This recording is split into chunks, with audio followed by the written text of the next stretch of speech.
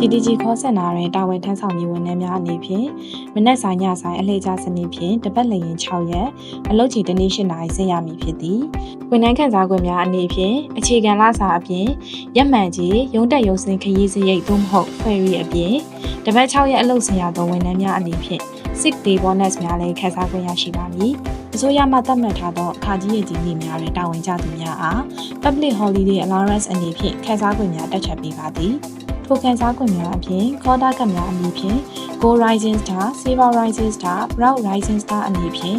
ခေါ်တာကအလိုက်1000မှ3000အထိရရှိမည်ဖြစ်ပါသည်။နှစ်ပြည့်ဝန်ထမ်းများအတွက်လည်းတစ်နှစ်ကို2ကြိမ် bonus နဲ့ရာထူးတိုးလာစာတို့ခန်းစားခွင့်များရရှိမည်ဖြစ်သည်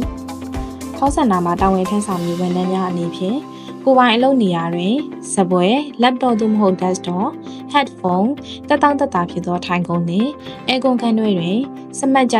အဆင့်အတန်းမြင့်လုပ်ငန်းခွင်နေရာမှာအလုပ်လုပ်ကိုင်ခွင့်ရရှိမှာဖြစ်ပါတယ်။ထို့အပြင် 5GB အင်တာနက်ဝန်ထမ်းplan လျှောက်ထားခွင့်ကိုလည်းရရှိမှာဖြစ်ပါတယ်ရှင်။